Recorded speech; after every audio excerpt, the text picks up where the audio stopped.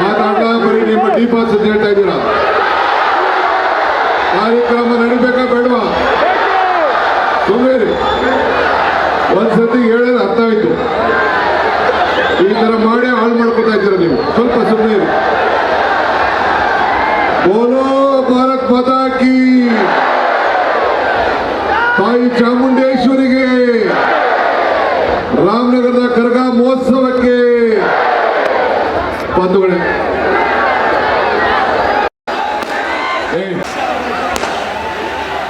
ಎಲ್ಲರಿಗೂ ನಮಸ್ಕಾರ. ನಮಸ್ಕಾರ.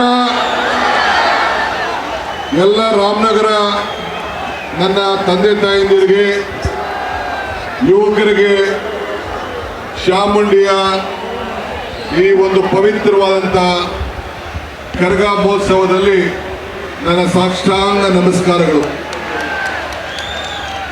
ಇದು ಪವಿತ್ರವಾದಂಥ ಸಭೆ. ನಿಮ್ಮ ಅಭಿಮಾನಕ್ಕೆ ನಾನು ಗೌರವ ಕೊಡ್ತೀನಿ.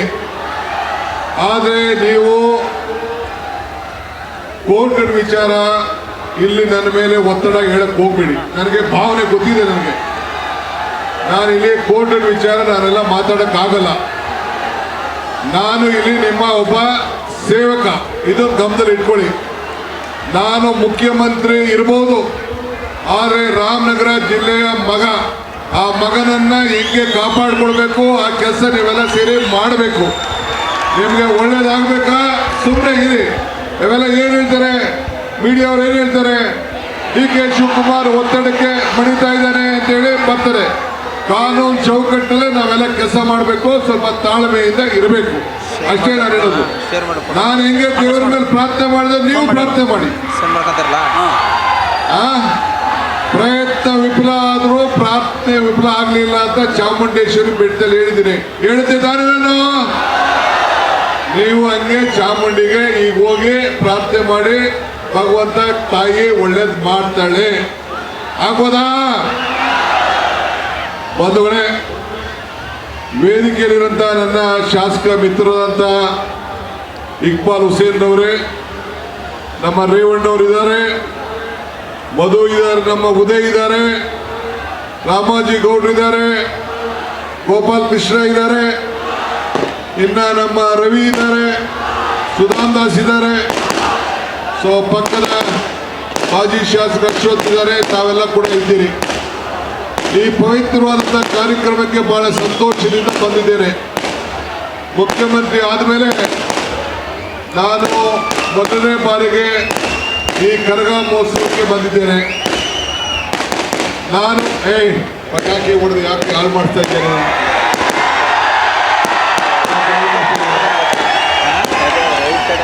ಯಾರು ಮನೆ ಹಾಳಾಗಿಲ್ಲ.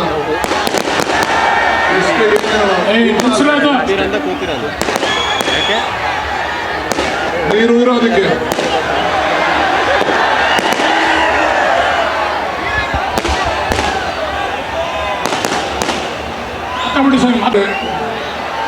ನಾನು ಅಭಿಮಾನವಾಗಿ ನಿಮ್ಮ ಸೇವೆಯಿಂದ, ನಿಮ್ಮೆಲ್ಲರ ಆಶೀರ್ವಾದದಿಂದ ಈ ರಾಜ್ಯದಲ್ಲಿ ಮುಖ್ಯಮಂತ್ರಿ ಆಗಿದ್ದೀನಿ.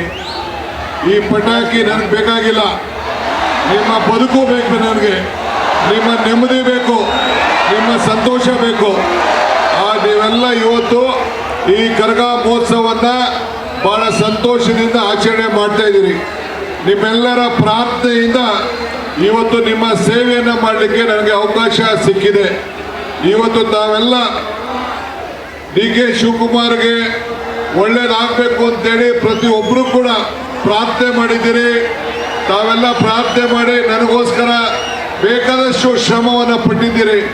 ಆ ಎಲ್ಲ ನನಗೋಸ್ಕರ ಪ್ರಾರ್ಥನೆ ಮಾಡಿದಂಥ, ನನ್ನ ಜೊತೆಲಿ ನಿಂತು ನನಗೆ ಬೆಂಬಲ ಕೊಟ್ಟು ನನಗೆ ಸಹಾಯ ಮಾಡಿ, ನನಗೆ ಇಕ್ಬಾಲ್ಗೆ ಎಲ್ಲರೂ ಕೂಡ ಓಟ್ ಹಾಕಿ 136 ಸೀಟನ್ನು ಕೊಟ್ಟಕ್ಕೆ ನಿಮ್ಮೆಲ್ಲರ ಪಾದಗಳಿಗೆ ನನ್ನ ಸಾಷ್ಟಾಂಗ ನಮಸ್ಕಾರಗಳನ್ನು ಅರ್ಪಿಸಲಿಕ್ಕೆ ನಾನು ಬಯಸ್ತಾ ಇದ್ದೇನೆ. ಇವತ್ತು ಮೊನ್ನೆ ತಾನೇ ನಾನು ಮೈಸೂರಿಗೆ ಹೋಗಿದ್ದೆ. ಮೈಸೂರಿನಲ್ಲಿ ತಾಯಿ ಚಾಮುಂಡಿಗೆ ಹೋಗಿ ಮೊದಲನೆಯ ಪೂಜೆಯನ್ನ ಮಾಡಿದೆ.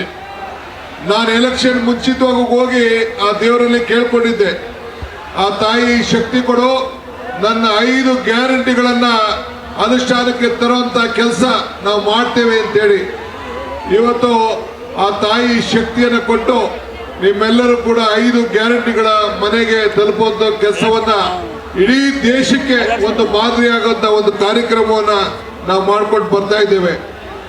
ಮೊನ್ನೆವರೆಗೂ ಕೂಡ ಮಳೆ ಬಹಳ ದೊಡ್ಡ ಸಮಸ್ಯೆ ಇತ್ತು, ರಾಜ್ಯಕ್ಕೆ ಒಂದು ದೊಡ್ಡ ಕಂಟಕ ಇತ್ತು.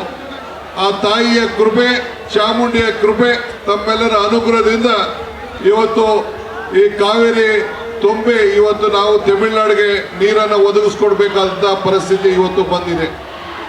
ಬಂಧುಗಳೇ, ನಿಮ್ಮೆಲ್ಲರೂ ಕೂಡ ಬಹಳ ಆಸೆಯಿಂದ ಈ ರಾಮನಗರದಲ್ಲಿ ಒಂದು ಬದಲಾವಣೆಯನ್ನ ಕಾಣಬೇಕು ಅಂತೇಳಿ ನನಗೆ ಶಕ್ತಿಯನ್ನ ತುಂಬಿದ್ರಿ.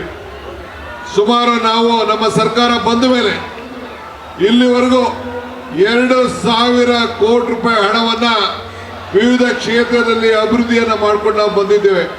ಬರೀ ರಾಮನಗರದಲ್ಲಿ ಇರುವಂತಹ ರಾಜೀವ್ ಗಾಂಧಿ ಯೂನಿವರ್ಸಿಟಿಗೆ 600 ಕೋಟಿ ರೂಪಾಯಿ ವೆಚ್ಚದ ಕಾರ್ಯಕ್ರಮ ಈಗಾಗಲೇ ನಡೀತಾ ಇದೆ. ಇದಲ್ಲದೆ ಈಗಾಗಲೇ ರಿವರ್ ಫ್ರಂಟ್ ಏನು ನಮ್ಮ ಅರ್ಕಾವತಿ ನದಿ ಪಕ್ಕದಲ್ಲಿ 150 ಕೋಟಿ ರೂಪಾಯಿ ವೆಚ್ಚದ ಕಾರ್ಯಕ್ರಮ ಕೂಡ ನಡೀತಾ ಇದೆ. ಹಿಂದೆ ಹಾಸ್ಪಿಟಲ್ ಮಾಡಿಸಿದೆ. ಹಂಗೆ ವಿವಿಧ ಕಾರ್ಯಕ್ರಮಗಳನ್ನ ರೈತರಿಗೋಸ್ಕರ ಅನುಕೂಲ ಆಗುವಂತ ಕಾರ್ಯಕ್ರಮಗಳನ್ನ ಮಾಡಿದ್ದೇನೆ. ಈಗಾಗಲೇ ಇಕ್ಬಾಲ್ ಹುಸೇನ್ ಅವರು, DK ಸುರೇಶ್ ಅವರು 300 ಎಕರೆ ಜಮೀನನ್ನ ಬಡವರಿಗೆ ಸೈಟ್ ಕೊಡ್ಲಿಕ್ಕೆ ಈಗಾಗಲೇ ಗುರುತನ್ನ ಮಾಡಿದ್ದಾರೆ. ಮುಂದಿನ ದಿನದಲ್ಲಿ ಎಲ್ಲರಿಗೂ ಕೂಡ ಆಶ್ರಯ ಸಮಿತಿಯ ಸಭೆಯನ್ನ ಮಾಡಿ ನಿಮ್ಮೆಲ್ಲರ ಬಡವರಿಗೆ ಯಾರ್ಯಾರಿಗೆ ಸೈಟ್ ಇಲ್ಲ ಆ ಸೈಟ್ ಅನ್ನ ಕೊಡುವಂತ ಕಾರ್ಯಕ್ರಮವನ್ನ ಇಡೀ ಕ್ಷೇತ್ರದ ವ್ಯಾಪ್ತಿಯಲ್ಲಿ ಈಗಾಗಲೇ ನಾವು ತೀರ್ಮಾನವನ್ನ ನಾವು ಮಾಡಿದ್ದೇವೆ. ಆದ್ರಿಂದ ಮುಂದಿನ ದಿನದಲ್ಲಿ ರಾಮನಗರ ಇರ್ಬೋದು, ಮಾಗಡಿ ಇರ್ಬೋದು, ಕನಕಪುರ ಇರ್ಬೋದು, ಚನ್ನಪಟ್ಟಣ ಇರ್ಬೋದು, ಈ 4 ಕ್ಷೇತ್ರದ ಶಾಸಕರನ್ನ ಕರೆಸಿ ಈಗಾಗಲೇ ಇವತ್ತು ನಿನ್ನೆ ತಾನೇ ನಿಮ್ಮ ರಾಮನಗರಕ್ಕೆ ಸೇರಿದಂತ ಮಾಗಡಿ ಬಾಲಕೃಷ್ಣರವರು ಈಗಾಗಲೇ ಮಂತ್ರಿ ಸ್ಥಾನದ ಒಂದು ಅಧಿಕಾರವನ್ನು ಕೂಡ ನಿಮ್ಮ ಜಿಲ್ಲೆಯಿಂದ ತೆಗೆದುಕೊಂಡಿದ್ದಾರೆ.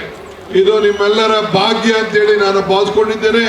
ನಿಮ್ಮ ಕ್ಷೇತ್ರದ ಜನತೆಗೆ ಈ ಜಿಲ್ಲೆಗೋಸ್ಕರ ಈ ಒಂದು ಹಗಲು ರಾತ್ರಿ ದುಡಿತಾ ಇದ್ದಾರೆ. ಮುಂದಿನ ದಿನದಲ್ಲಿ ಇವತ್ತು ಬೆಂಗಳೂರು ದಕ್ಷಿಣ, ರಾಮನಗರ ಇಲ್ಲೇ ಇದೆ, ಆದರೆ ನಿಮ್ಮನ್ನ ಅಂತಾರಾಷ್ಟ್ರೀಯ ಮಟ್ಟಕ್ಕೆ ತೆಗೆದುಕೊಂಡು ಹೋಗ್ಬೇಕು ಅನ್ನೋ ದೃಷ್ಟಿಯಿಂದ ಇವತ್ತು ಇಡೀ ನಮ್ಮ ಬೆಂಗಳೂರು ದಕ್ಷಿಣ ಜಿಲ್ಲೆಯ ಗೌರವವನ್ನ ಉಳಿಸುವಂತ ಕೆಲಸವನ್ನ ಇವತ್ತು ನಾವು ಮಾಡ್ಕೊಂಡು ಬಂದಿದ್ದೇವೆ. ಇನ್ನ ಮುಂದಕ್ಕೆ ಬೇಕಾದಷ್ಟು ಕಾರ್ಯಕ್ರಮಗಳನ್ನು ನಾನು ರೂಪಿಸ್ತಾ ಇದ್ದೇನೆ. ಬಂಧುಗಳೇ, ಈಗಾಗಲೇ 24 ಗಂಟೆಗಳ ಕಾಲ ಕಾವೇರಿ ನೀರನ್ನ ಒದಗಿಸ್ಕೊಡ್ಲಿಕ್ಕೆ ಈಗಾಗಲೇ ಕಾರ್ಯಕ್ರಮ ಕೂಡ ನಾವು ರೂಪಿಸಿರೋದು ತಮಗೆ ಗೊತ್ತಿರೋಂಥ ವಿಚಾರ. ಇನ್ನು ಮುಂದಕ್ಕೆ ತಾವೆಲ್ಲ ಇದು ಬರೀ ಕರಗದ ಹಬ್ಬ ಅಲ್ಲ, ಇದು ಎಲ್ಲ ಧರ್ಮ, ಎಲ್ಲ ಜಾತಿಯ ಜನರು ಬಹಳ ಸಂಭ್ರಮದಿಂದ ಸಂತೋಷದಿಂದ ಇರಬೇಕು ಅಂತೇಳಿ ಇಂಥ ಕಾರ್ಯಕ್ರಮವನ್ನು ಇವತ್ತು ಇಕ್ಬಾಲ್ ಹುಸೇನ್ ಅವರ ನಾಯಕತ್ವದಲ್ಲಿ ಎಲ್ಲ ಯುವಕರು ಎಲ್ಲ ಸೇರ್ಕೊಂಡು ಇವತ್ತು ಕರಗದ ಸಮಿತಿಯವರು ಮಾಡ್ಕೊಂಡು ಬರ್ತಾ ಇದ್ದೇವೆ. ಇವತ್ತು ನಮ್ಮ ಮಕ್ಕಳು ಇವತ್ತು ಉತ್ತಮವಾದಂಥ ವಿದ್ಯಾಭ್ಯಾಸ ಕಲಿಬೇಕು ಅಂತೇಳಿ ಈಗಾಗಲೇ ಹೈಟೆಕ್ ಶಾಲೆಗಳನ್ನು ಮಾಡಲಿಕ್ಕೆ, ಹಳ್ಳಿಗಳಲ್ಲಿ ಪಂಚಾಯತಿ ಮಟ್ಟದಲ್ಲಿ ಮಾಡಲಿಕ್ಕೆ ಅನೇಕ ಕಾರ್ಯಕ್ರಮವನ್ನು ಇವತ್ತು ನಾವು ರೂಪಿಸ್ಕೊಂಡು ನಾವು ಬರ್ತಾ ಇದ್ದೇವೆ. ಇವತ್ತು ಸಮಾಜದಲ್ಲಿ ಒಂದು ದೊಡ್ಡ ಬದಲಾವಣೆಯನ್ನು ತರಬೇಕು. ಇವತ್ತು ಸಾವಿರಾರು ಯುವಕರು ಇಲ್ಲಿ ಸೇರಿದ್ದೀರಿ. ಮುಂದಕ್ಕೆ ಇವತ್ತು ನಾನು ಕನಕಪುರದಲ್ಲಿ ಯಾವ ರೀತಿ ಕನಕೋತ್ಸವ ಕಾರ್ಯಕ್ರಮವನ್ನು ಮಾಡಿದೋ ಆ ರೀತಿ ಈಗಾಗಲೇ ರಾಮನಗರದಲ್ಲೂ ಕೂಡ ಈಗಾಗಲೇ ಪ್ರಾರಂಭವನ್ನು ನಾವು ಮಾಡಿದೋ. ಮುಂದಿನ ರಾಮೋತ್ಸವನ್ನ ಈಗಾಗಲೇ ನಮ್ಮ ಇಕ್ಬಾಲ್ ಹುಸೇನ್ ಅವರು ಮಾಡಿದ್ರು. ಆದರೆ ಪ್ರತಿಯೊಂದು ಪಂಚಾಯತಿಲಿ ಪ್ರತಿಯೊಂದು 3-4 ವಾರ್ಡ್ ಸೇರಿ ಸುಮಾರು ಆ ರೀತಿ ಭಾರತ್ ಜೋಡೋ ಯುವಕ ಸಂಘಗಳು ಹೊಸದಾಗಿ ಪ್ರಾರಂಭ ಆಗ್ತದೆ. ಪ್ರತಿಯೊಂದು ಪಂಚಾಯತಿ ಕೂಡ ಇಂಥ ಸಾಂಸ್ಕೃತಿಕವಾದಂಥ ಕಾರ್ಯಕ್ರಮ, ಕ್ರೀಡೆ ಇವೆಲ್ಲ ಕೂಡ ಐಕ್ಯತೆಯನ್ನು ಮೂಡಿಸುವಂತ, ಒಗ್ಗಟ್ಟಾಗಿ ಮೂಡಿಸುವಂತ ಯುವಕ ಸಂಘಗಳು ಪ್ರಾರಂಭ ಆಗ್ತದೆ. 200-250 ಜನ ಯುವಕರು ಸಂಘಟನೆ ಆಗ್ಬೋದು. ಒಂದು ವರ್ಷಕ್ಕೆ 10 ಲಕ್ಷ ರೂಪಾಯಿ ಒಂದು ಪಂಚಾಯತಿಗೆ ಇಂಥ ಯುವಕರ ಸಂಘಟನೆ, ಯುವಕರ ಪ್ರತಿಭೆಗಳನ್ನ ಗುರುತಿಸಲಿಕ್ಕೆ ಒಂದು ವಿಶೇಷವಾದಂಥ ಕಾರ್ಯಕ್ರಮವನ್ನು ಈಗ ರೂಪಿಸಿದ್ದೇನೆ. ಬರೀ ನಿಮ್ಮ ರಾಮನಗರಕ್ಕೆ ಅಂತ ಯುವಕ ಸಂಘಗಳಿಗೆ 4 ಕೋಟಿ ರೂಪಾಯಿಗೂ ಹೆಚ್ಚು ಹಣ ಕೂಡ ಬರುವಂಥ ಕಾರ್ಯಕ್ರಮ ಕೂಡ ಈಗಾಗಲೇ ನಾನು ರೂಪಿಸಿದ್ದೇನೆ. ಬಂಧುಗಳೇ, ನಿಮ್ಮ ಆಶೀರ್ವಾದದಿಂದ ದೇವರು ಶಕ್ತಿ ಕೊಟ್ಟಿದ್ದಾರೆ. ನಾವು 4 ಜನ ಶಾಸಕರಿದ್ದೀವಿ. ಚಿಂತೆ ಮಾಡಕ್ಕೆ ಹೋಗಬೇಡಿ. ದಯವಿಟ್ಟು ನಾನು ಎಲ್ಲರಿಗೂ ಕೂಡ ಮನವಿ ಮಾಡ್ಕೊಳ್ತೇನೆ, ನಿಮ್ಮ ಮನೆ ಬಾಗಿಲಿಗೆ ಅಧಿಕಾರ ಬಂದಿದೆ. ಈ ಅಧಿಕಾರವನ್ನು ನೀವು ಉಳಿಸ್ಕೊಳ್ಬೇಕು, ಈ ಅಧಿಕಾರವನ್ನು ಕಾಪಾಡಬೇಕು, ಇನ್ನೂ ಹೆಚ್ಚು ಶಕ್ತಿಯನ್ನು ತುಂಬಬೇಕು. ನಾನು ಎಷ್ಟೇ ದೊಡ್ಡ ಅಧಿಕಾರ ನನಗಾಗಲಿ ನಮ್ಮ ಬಾಲಕೃಷ್ಣರವ್ರಿಗಿದ್ರು ಕೂಡ ನಾವು ಎಂದಿಗೂ ಕೂಡ ನಾನಿಲ್ಲಿ ಮುಖ್ಯಮಂತ್ರಿ ಬಾಲಕೃಷ್ಣ ಒಬ್ಬ ಮಂತ್ರಿ ಅಂತ ನಾವಿಲ್ಲಿಗೆ ಬರಲಿಲ್ಲ.